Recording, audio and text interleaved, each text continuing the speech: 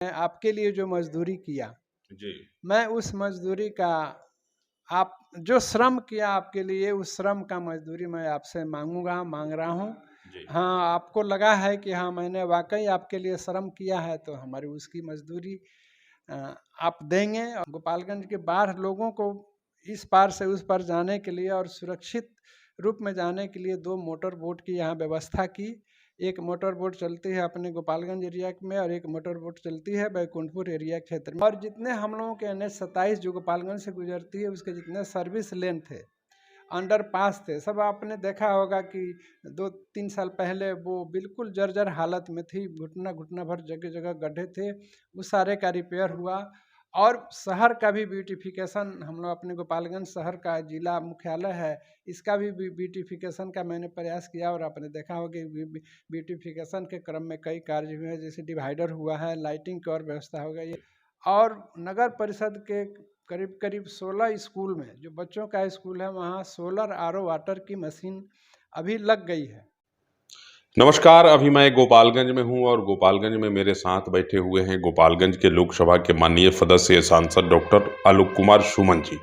और इनका कार्यकाल अब पूरा हो चुका है, अब फिर चुनाव की डुगडुगी बजने वाली है। अब पूरे राजनीतिक दल के जो लोग हैं, सब लोग चुनावी तैयारी में लग चुके हैं, जो जहां से है वहां से कमर कस के और इस चुनावी महासमर में कूदने की तैयारी कर रहा है। डॉक्टर आलोक कुमार सुमन जी भी तैयारी कर रहे हैं। इस बार भी गोपालगंज से जनता दल यूनाइटेड अर्थात राष्ट्रीय जनतांत्रिक गठबंधन के टिकट पे चुनाव लड़ेंगे। यह लगभग तय हो चुका है कि डॉक्टर आलोक कुमार सुमन जी जो है मोदी और नीतीश के गठबंधन के उम्मीदवार हैं और जनता के बीच जाएंगे। 5 साल के अपने कार्यों को गिनाते हुए जनता से अपना आशीर्वाद मांगेंगे और जनता के आशीर्वाद के बदौलत पुनः एक बार लोकसभा जाने की तैयारी में लग चुके हैं। डॉक्टर साहब मेरे साथ हैं। बहुत बहुत स्वागत सर, बहुत वंदन है आपका। बहुत बहुत धन्यवाद शंभू जी, आपको और आपकी पूरी टीम को। मैंने 2020 में ही भारत सरकार से मेडिकल कॉलेज की स्वीकृति दिला दी थी और 50 बेड का आयुष हॉस्पिटल का भी स्वीकृति दिला दी थी, जो कि हमारे परम आदरणीय माननीय मुख्यमंत्री जी ने पिछले साल उसको यहाँ सैंक्शन कर दिया।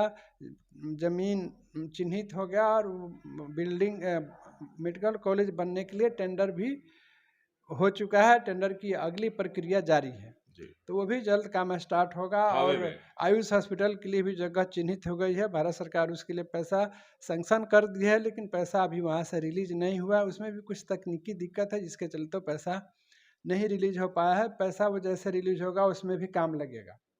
रोड की बात है, जहाँ तक आप देखेंगे तो ये सबसे ज्वलन समस्या हम लोग के गोपालगंज थी ट्रैफिक की, जो NH-27 यहाँ से गुजरती है, जो ईस्ट वेस्ट कॉरिडोर है। उस पर फ्लाईओवर करीब करीब 16 साल से ऐसे ही पड़ा हुआ था। कहीं किसी का कोई इस पर या तो ध्यान नहीं था, या कभी किसी ने प्रयास नहीं किया, या क्या दिक्कत थी, लेकिन 16 साल से पड़ा हुआ था। उसके लिए मैंने अपने परम आदरणीय माननीय मुख्यमंत्री जी से दिशा निर्देश और मदद लेकर भारत सरकार के माननीय मंत्री परिवहन से निवेदन किया, उनसे मिला और पदाधिकारियों से मिला। उन्होंने वहाँ पैसा सैंक्शन कर दिए, मैं उनका आभार भी व्यक्त करता हूँ। गोपालगंज फ्लाईओवर आज आप देख रहे हैं कि 70 से 80% काम उसका पूरा हो चुका है। उसी तरह डुमरिया पुल 35 साल से ज़्यादा समय से पड़ा हुआ था, उसके लिए भी मैंने पैसा सैंक्शन कराया। उसका भी काम अभी लगभग 50% हो चुका है। और जितने हम लोगों के NH-27 जो गोपालगंज से गुजरती है, उसके जितने सर्विस लेन थे, अंडरपास थे, सब आपने देखा होगा कि 2-3 साल पहले वो बिल्कुल जर्जर हालत में थी, घुटना भर जगह गड्ढे थे, वो सारे का रिपेयर हुआ। और शहर का भी ब्यूटिफिकेशन, हम लोग अपने गोपालगंज शहर का जिला मुख्यालय है, इसका भी ब्यूटिफिकेशन का मैंने प्रयास किया और आपने देखा होगा कि ब्यूटिफिकेशन के क्रम में कई कार्य हुए हैं, जैसे डिवाइडर हुआ है, लाइटिंग की और व्यवस्था हो गई है। और मैंने अपने मत से गोपालगंज मुख्यालय को हर तरह से सुरक्षित करने के लिए, ताकि यहाँ चोरी डकैती नहीं हो, यहाँ क्राइम किसी तरह का नहीं हो, तो यहाँ मैंने अपने ज़िले में 20 हाई मास्ट लाइट दिया, ताकि लाइटिंग की अच्छी व्यवस्था हो। 140 CCTV कैमरा मैंने मेरे पूरे नगर परिषद क्षेत्र में, जिस काम अभी जारी है वो चल रहे हैं, ताकि कोई क्राइम करके भाग नहीं सके। और नगर परिषद के करीब करीब 16 स्कूल में, जो बच्चों का स्कूल है, वहाँ सोलर RO वाटर की मशीन अभी लग गई है। वो भी अब धीरे धीरे अंतिम चरण में है। कुछ जगह चालू हो गया, कुछ जगह चालू होने की हालत में है। तो चूँकि बच्चों के स्वास्थ्य का भी ध्यान रखते हुए स्कूल में बच्चे ज़्यादातर बीमारियां जो पानी से होती हैं उस बीमारियों से बच्चे हमारे स्वस्थ रहें, पढ़ाई करें, आगे बढ़ें, जिसके चलते मैंने सोलर लाइट लगवाया। और मेरा ये प्रयास रहेगा आगे भी भविष्य में कि मैं पूरे ज़िले में सोलर आरओ वाटर की व्यवस्था पूरे स्कूल में करूं। जी, गोपालगंज के लिए सर सबसे बड़ी समस्या है एक बाढ़, गंडक नदी का किनारा और उफनती गंगा मैया की धारा। हाँ, मैं बाढ़ के बारे में मैं आपको बताऊं कि बाढ़ से चूंकि मैं उसी इलाके से हूँ, जी, बाढ़ की सारी समस्या से मैं पहले भुक्तभोगी भी था, उससे अवगत भी हूँ। तो मैं पार्लियामेंट में जाने के 3 या 4 महीने बाद ही बाढ़ की समस्या को उठाया। वहाँ थोड़ी सी ये दिक्कत है कि वो भारत सरकार का कहना था कि ये राज्य सरकार की का कार्य होता है, लेकिन राज्य सरकार के पास उतनी वित्तीय साधन नहीं थे कि ये इस पूरे करीब करीब 117 किलोमीटर की लाइन को, जो बांध का सारण बांध है, उसके बाद फिर एक राजस्व छरकी है, जिसको मैंने डिमांड किया था कि बोल्डरिंग और पिचिंग कर दिया जाए ताकि वो हमेशा के लिए सुरक्षित हो जाए। तो उतनी वित्तीय दिक्कत की कमी थी जिसे बिहार सरकार उसमें सक्षम थी। बिहार सरकार ने भारत सरकार को लिखा। फिर अंत में जब भारत सरकार ने ये कह दिया कि बिहार सरकार के ही अधिकार क्षेत्र में आता है, तो फिर मैंने उसको पार्लियामेंट में सवाल ये उठाया कि ये चूँकि नेपाल से जुड़ा हुआ इंटरनेशनल मामला भी बनता है ये, और बाढ़ की जितनी पानी आती है वो नेपाल से आती है। तो मैंने भारत सरकार से निवेदन किया कि उसकी नेपाल सरकार से बातचीत कर उसके कोई परमानेंट और अस्थायी व्यवस्था की जाए। इस प्रक्रिया में हमारे मुख्यमंत्री जी भी लगे हुए हैं, भारत सरकार भी लगी हुई है। चूँकि एक इंटरनेशनल मामला है, इसलिए इसमें हम लोग प्रयासरत हैं। तब तक मैंने यहाँ गोपालगंज के बाढ़ लोगों को इस पार से उस पार जाने के लिए और सुरक्षित रूप में जाने के लिए 2 मोटर बोट की यहाँ व्यवस्था की। एक मोटर बोट चलती है अपने गोपालगंज एरिया में और एक मोटर बोट चलती है बैकुंठपुर एरिया क्षेत्र में, ताकि पहले भी नाव से बहुत दुर्घटनाएं होती थी। इसमें यह नाव की व्यवस्था की जिसमें करीब करीब 50 लोग एक साथ आ जा सकते हैं और वो बिल्कुल निःशुल्क व्यवस्था है। उसके अलावा चिकित्सा, चूँकि मैं चिकित्सा क्षेत्र से जुड़ा हुआ था, तो देखता था हमारे बहुत दिव्यांग भाई आते थे हॉस्पिटल में, हमारे ये मांग करते थे कि सर हमको बैसाखी दिला दीजिए, हमको इसकी बड़ी चर्चा है सर क्षेत्र में। कहा जा रहा है कि अब तक गोपालगंज के जितने लोग निर्वाचित होकर के लोकसभा के सदस्य बने, किसी ने यह पहल नहीं किया।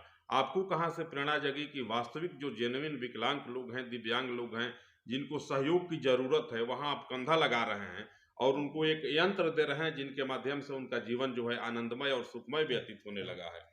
जब मैं यहाँ मेडिकल अफसर के रूप में हॉस्पिटल में कार्यरत था, हमारे दिव्यांगजन भाई यहाँ आते थे और कहते थे कि सर हमको बैसाखी दिला दीजिए। किसी को व्हील चेयर की ज़रूरत होती थी, किसी की ट्राईसाइकिल की ज़रूरत होती थी, लेकिन स्वास्थ्य विभाग में ऐसी कोई व्यवस्था नहीं थी जिसको कि हम लोग दिला सकें। तो कहीं ना कहीं मेरे मन में कुछ उठता था कि हम लोग चाह कर भी कोई किसी तरह की मदद इन लोगों की नहीं कर पा रहे हैं। जब जनता ने यहाँ आशीर्वाद दिया और मैं जनप्रतिनिधि यहाँ का बना, तो भारत सरकार में ये व्यवस्था थी। मैंने ये व्यवस्था देखी कि भारत सरकार के द्वारा है, ये डीप योजना के तहत दिव्यांगजन भाइयों को ये सालों से चला रहा है। इसके पहले क्यों नहीं गोपालगंज में कभी हुआ मैं तो नहीं कह सकता, लेकिन इसके पीछे मैं पड़ा तो मैं 2 कैंप कराया 2 बार अपने दिव्यांगजन भाइयों के लिए। और मेरी प्रयास है कि इसके अलावा भी कुछ छूट गए हैं उनको भी फिर अगली बार कैंप करके, मेरी ये इच्छा है कि पूरे अपने गोपालगंज में एक भी दिव्यांगजन भाई नहीं छूटे। पूरे देश में 4 जिलों को सर चयनित किया गया इस योजना के लिए, उसमें 4 जिलों में गोपालगंज भी शामिल है। यह गोपालगंज और बिहार के लिए बड़ा गर्व और फक्र का विषय है। देखिए, ये जो जिस योजना की बात आपने अभी कहा वो है वयोश्री योजना। चूँकि एडीप योजना अपने दिव्यांगजन भाइयों के लिए किया, लेकिन साथ साथ मेरे ये मन में थे कि जो हम लोग गरीबी रेखा से नीचे लोग हैं, आप देखते होंगे सीनियर सिटीजन हैं, बुजुर्ग हो गए हैं, बहुत जगह परिवार उनको नेग्लेक्ट कर देता है, समाज भी नेग्लेक्ट कर देता है, उनको दैनिक जीवन गुजारने में बहुत दिक्कत होती है, परेशानी होती है। तो मैंने उसके वयोश्री योजना के तहत भारत सरकार से निवेदन किया कि उसके लिए हमको दिया जाए। तो पूरे इंडिया में 4 संसदीय क्षेत्र या कहिए 4 जिला चिन्हित हुए, जिसमें एक हम लोगों का गोपालगंज है, एक पूना में हुआ, एक देवरिया में हुआ, एक जगह और कहीं हुआ, और चौथा हम लोगों का गोपालगंज जिला हुआ। ये हमारी गोपालगंज की जनता के और आप सभी के आशीर्वाद का फल है कि गोपालगंज को मिला। पूरे भारत के 4 जिलों में एक गोपालगंज को मिला, और वो कैंप अभी 15 से हम लोग चला रहे हैं, 22 तक है। अभी तक 6 प्रखंडों में उसको हम लोग उपकरण बांट चुके हैं, और 8 प्रखंड में और उपकरण बांटना है। और मैं चाहता हूं कि हमारे बुजुर्ग वृद्धजन अभिभावकगण जो हैं उनको किसी तरह की दैनिक जीवन में दिक्कत नहीं हो। जैसे उनको छड़ी की जिनको ज़रूरत है उनको हम लोग छड़ी दिए हैं, जिनको घुटने में दिक्कत है तो घुटने का बेल्ट दिया गया ताकि वो लोग चलने में आसानी हो। किसी को कमर में दिक्कत है, कमर के बेल्ट दिया गया है। किसी को बैसाखी की ज़रूरत है, उसको बैसाखी दिया गया है। किसी को व्हील चेयर की ज़रूरत है, उसको व्हील चेयर दिया जा रहा है। किसी को, हमारे बुजुर्ग लोगों को उम्र के साथ साथ कान से सुनने में दिक्कत हो जाती है तो उनको हियरिंग ऐड दिया जा रहा है। आँख से देखने में दिक्कत होती है तो उनको चश्मा दिया जा रहा है। जिस वृद्धजन हमारे अभिभावक को जिस चीज़ की ज़रूरत है, एक व्यक्ति को अगर एक से ज़्यादा चीज़ों की ज़रूरत है उनको भी हम लोग दे रहे हैं।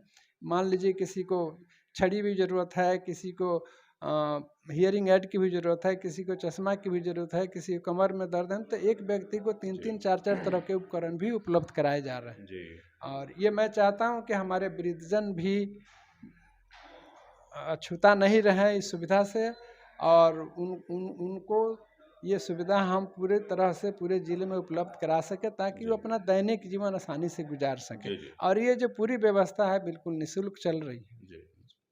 चलते चलते और क्या अपील करेंगे गोपालगंज की सम्मानित जनता से? एक चीज़ और मैं आपको बताना भूल गया। गोपालगंज जिले में जब कि पहले चूँकि मैं मेडिकल व्यवसाय से जुड़ा था, डॉक्टर था, तो ये भी हमारे परम आदरणीय माननीय मुख्यमंत्री जी की भी एक योजना है, मुख्यमंत्री चिकित्सा सहायता कोष। और माननीय प्रधानमंत्री जी की भी एक योजना है, प्रधानमंत्री चिकित्सा सहायता कोष। हमारे ज़िले में जितने गंभीर रोग से पीड़ित गरीब लोग हैं जो इलाज कराने में सक्षम नहीं हैं, वैसे लोगों को मैं अपने मुख्यमंत्री जी के चिकित्सा सहायता कोष से और प्रधानमंत्री जी के चिकित्सा सहायता कोष से करीब 1.25 करोड़ रुपए सहायता के रूप में दिलवा चुका हूं, ताकि वो अपनी इलाज अच्छे से करा लें, इलाज के बिना उनकी मौत नहीं हो। हाँ, ये मेरा प्रयास है। और गोपालगंज जिला को मैं चाहता हूं, और हमारे परम आदरणीय मुख्यमंत्री जी का भी ये इच्छा है कि गोपालगंज एक विकसित जिला बने, और उनके दिशा निर्देश, उनके आशीर्वाद, उनके प्रयास से मैं ये सब काम कर रहा हूँ, और इसमें धीरे धीरे सफलता भी मिल रही है। और आप सबों का आशीर्वाद और हमारी गोपालगंज की जनता का आशीर्वाद रहा तो मैं और भी काम जो अधूरे हैं उसको पूरा करूँगा, और गोपालगंज को एक विकसित जिले के रूप में स्थापित करूँगा। फिर डुगडुगी बज चुकी है अगले लोकसभा चुनाव की, और तमाम राजनीतिक दल के जो लोग हैं कमर कस चुके हैं चुनावी चैम्बर में कूदने के लिए। आप भी उस कतार में शामिल हैं, और आप ही एनडीए अलायंस के उम्मीदवार के रूप में कूदने जा रहे हैं। यह लगभग फाइनल हो चुका है। क्या अपील करेंगे गोपालगंज की जनता से? गोपालगंज की जनता से मेरा ये अपील है कि मैं आपके लिए जो मजदूरी किया, मैं उस मजदूरी का, आप जो श्रम किया आपके लिए, उस श्रम का मजदूरी मैं आपसे मांग रहा हूँ। हाँ, आपको लगा है कि हाँ मैंने वाकई आपके लिए श्रम किया है, तो हमारी उसकी मजदूरी आप देंगे, और मुझे पूरा विश्वास है कि मजदूरी के रूप में आपका आशीर्वाद मिलेगा। आशीर्वाद मिला। अगली बार आप फिर लोकसभा के माननीय सदस्य के रूप में निर्वाचित होकर के गोपालगंज से दिल्ली जाते हैं, आएंगे तो सबसे प्रमुख कार्य क्या होगा आपका? जो हमारे अधूरे कार्य पड़े हैं, जो पूरा नहीं हुआ है, काम शुरू हो गया है तो वो तो पूरा होना है, लेकिन कुछ काम पाइपलाइन में है। जैसे आप देखें, एक तो एयरपोर्ट हमारा है कि उसको हर हालत में चालू करना है। ट्रेनें हैं लंबी दूरी की, उसको भी हर हालत में चालू करना है। गोपालगंज में ये गोपालगंज जिले के अंदर, ये गोपालगंज हेडक्वार्टर के अंदर गैस से पाइपलाइन की भी सप्लाई की व्यवस्था का मैंने स्वीकृति करा दी है, उसको चालू कराना है। इसी तरह अन्य जो काम है जो बहुत पाइपलाइन में है, और मैं अभी प्रयासरत हूँ और रहूँगा, और भारत सरकार से निवेदन करूँगा कि नेपाल से वार्ता करके हम लोगों को बाढ़ से इस गोपालगंज जिले को निजात दिया जाए। ये सबसे मेरा प्रथम और मेन उद्देश्य रहेगा कि इसको बाढ़ से इस जिले को निजात मिले, ताकि हमारी जनता सुख शांति से रह सके।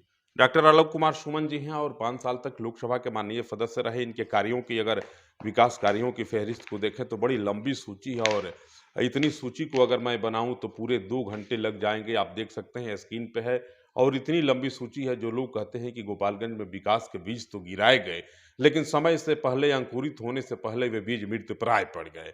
ऐसा कहीं कुछ नहीं है। जब इस विकास के इस कार्ड को आप देखेंगे तो आपको लग जाएगा कि विकास के बीज जो गोपालगंज की पावन पवित्र भूमि में बोए गए, वे बीज अंकुरित भी हुए, पुष्पित भी हुए और आज फल भी देने लगे हैं। आप देख सकते हैं इतनी लंबी सूची है विकास कार्यों की। यह कोई मैं नहीं कह रहा हूं, डॉक्टर आलोक कुमार सुमन जी के द्वारा जो एक रिपोर्ट कार्ड, विकास कार्ड जारी किया गया है, वे विकास कार्ड मैं आपको दिखा रहा हूं। देख सकते हैं कितना लंबा चौड़ा यह सूची है, और वास्तव में बात निकलेगी तो दूर तलक जाएगी ही। कहीं ना कहीं विकास के कार्यों को किए गए हैं, जिसकी सूची डॉक्टर साहब आपको सुपुर्द कर रहे हैं। आप देखें, और डॉक्टर साहब के विचारों से आप कितने सहमत हैं, डॉक्टर साहब के विकास कार्यों से आप कितने प्रसन्न हैं, कमेंट करेंगे और ज़रूर बताएंगे। क्योंकि एक बार पुनः जनता दल यूनाइटेड राष्ट्रीय जनतांत्रिक गठबंधन का एक घटक बन चुका है, गठबंधन में शामिल हो चुका है, और इस बार पुनः जो है लोकसभा के उम्मीदवार के रूप में जो है गोपालगंज से एनडीए गठबंधन के तरफ से डॉक्टर आलोक कुमार सुमन जी का आना लगभग लगभग तय माना जा रहा है। डॉक्टर साहब भी कमर कस चुके हैं और इस चुनावी समर में कूदने की पूर्ण रूप से तैयारी कर चुके हैं। सुबह से लेकर के और देर शाम तक डॉक्टर आलोक कुमार सुमन जी जनता के बीच रहते हैं, लोगों की एक एक समस्याओं को सुनते हैं। प्रत्येक रविवार को जब गोपालगंज में रहते हैं, सदन दिल्ली में नहीं चलता है, तो गोपालगंज के अपने आवास पर जनता दरबार का आयोजन करते हैं और सुदूर ग्रामीण क्षेत्रों से आए हुए लोगों की सेवा करते हैं, उनकी बातों को सुनते हैं, भोजन कराते हैं और अपने वाहनों के सहारे उनको उनके गंतव्य स्थल तक, अर्थात उनके घर तक छोड़ने का प्रयास करते हैं। यही है डॉक्टर आलोक कुमार सुमन की दिनचर्या, और इनका कहना है कि अगली बार अगर जनता मुझे अपना आशीर्वाद देती है, प्यार देती है, अपने दुआओं से और अपने अखलाक व मोहब्बत से नवाजती है, तो इससे कई गुना ज़्यादा मैं गोपालगंज का विकास करूँगा, गोपालगंज के लोगों की सेवा करूँगा, और जो अधूरे कार्य हैं, जो नहीं हो पाए हैं, जो पाइपलाइन में जाकर के फंसे हुए हैं, उन तमाम कार्यों को समय से पूर्व मैं पूरा करूँगा। आप आलोक कुमार सुमन जी के साथ मुझे मेरे पेज पे देख रहे हैं। नमस्कार।